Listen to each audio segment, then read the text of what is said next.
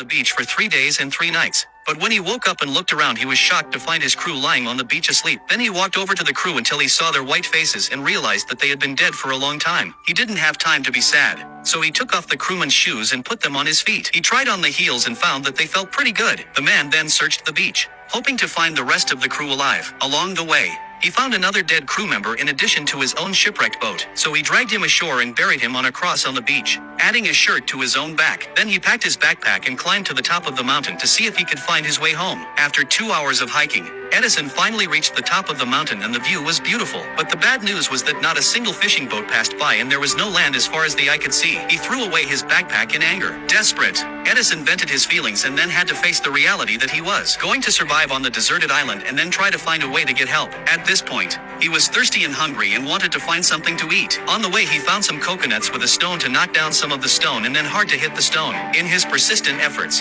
the coconut finally cracked open. He quickly put in his mouth to enjoy this hard-earned sweet water. After drinking his fill, he was ready to find a suitable place to rest. But then he heard a fierce screams.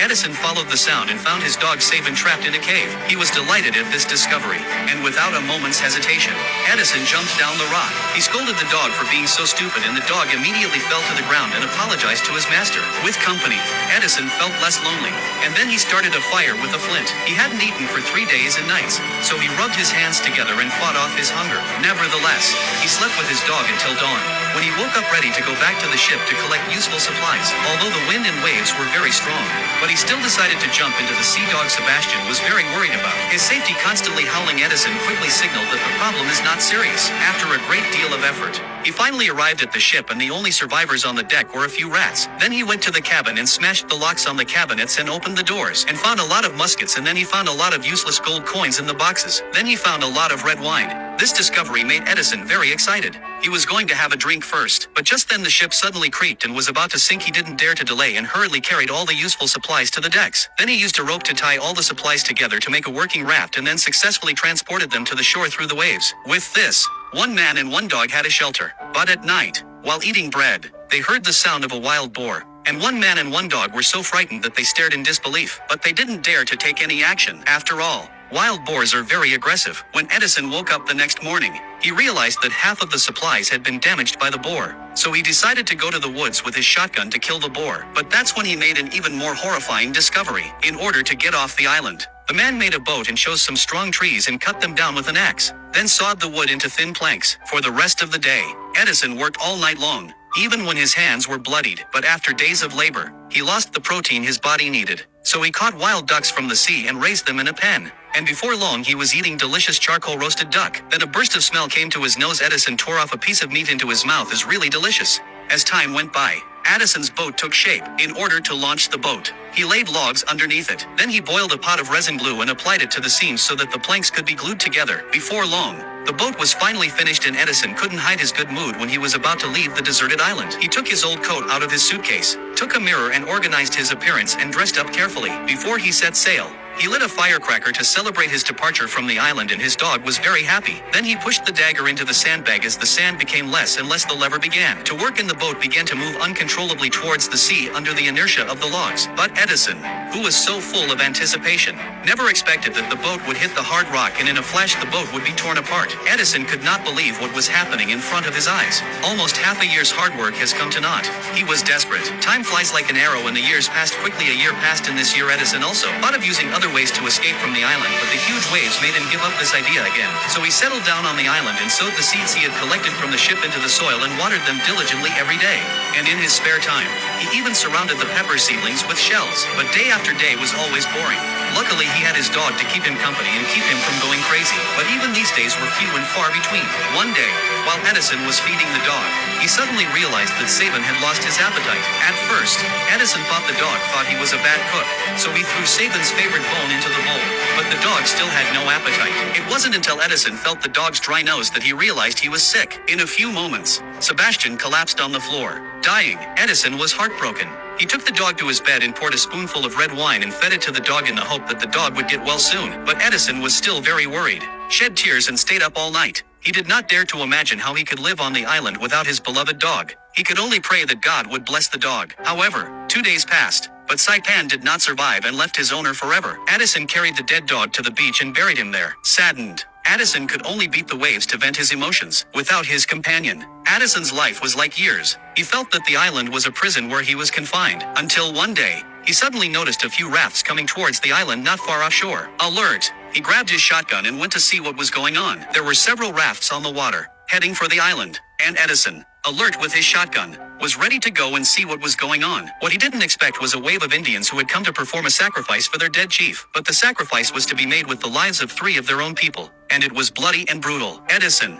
horrified that he might one day be sacrificed, pulled the trigger to scare the savages away. The Indians were stunned when they heard the shot, and one of the sacrificed men took advantage of the situation to escape. But Edison soon ran into the fleeing Indian, and by pointing his gun at his head and signaling him to keep quiet, he was able to escape the pursuing enemy. Seeing the rest of the people in the boat to leave the island, Edison, hanging heart, finally relaxed. He untied the rope in the hands of the Indian, let the Indian call him master. But he could not understand his language. But at least he had company and was no longer alone. Edison was so excited that he took the Indian home and showed him how to wipe his face. And the Indian followed suit. And then he taught the Indian how to speak at the table and in his own language. Late at night, Edison, fearing that the Indian might escape, locked him up with a hinge. But when Edison awoke the next day, he found the Indian gone. He dipped his hand in the blood and found it still warm. Sensing something was wrong, he took his shotgun and went in search of the Indian. Sure enough, white smoke rose from the woods of the island. And then Edison cautiously made his way into the woods and found a dying fire with a handful of bones in it, which he judged to be the work of the horrible Indian. Then he followed the trail of blood and saw the Indian's head. Edison was so frightened that he backed away. Suddenly,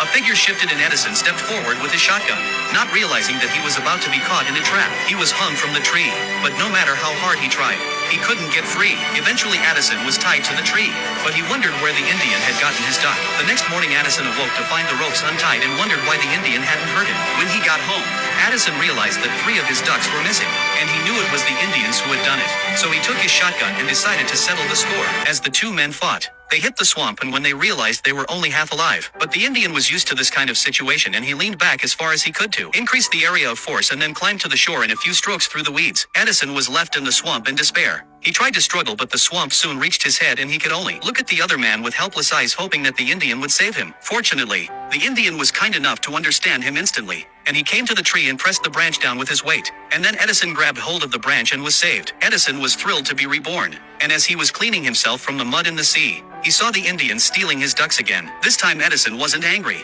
After all, he had just saved his life. A few days later, Edison came to the woods and found the Indians making a raft over a charcoal fire. So he struck up a conversation and learned his name was Andrew. Although he didn't speak the language, the Indians were kind enough to hand him food. And I have to say, it tasted pretty good. But when Edison found out that the food was bat meat, he was not so sure. When Edison saw that Andrew was still using a stone axe to cut wood, he deliberately used his own axe to cut the branches of the tree a few times in order to annoy the other party. This really made Andrew to get depressed. As time passed, the 2 became friends and they were able to communicate with each other. And Edison's hunting skills improved so much that he could easily hunt a wild boar, and he would share the food with Andrew. But Andrew was still not accustomed to the eating habits of modern civilization.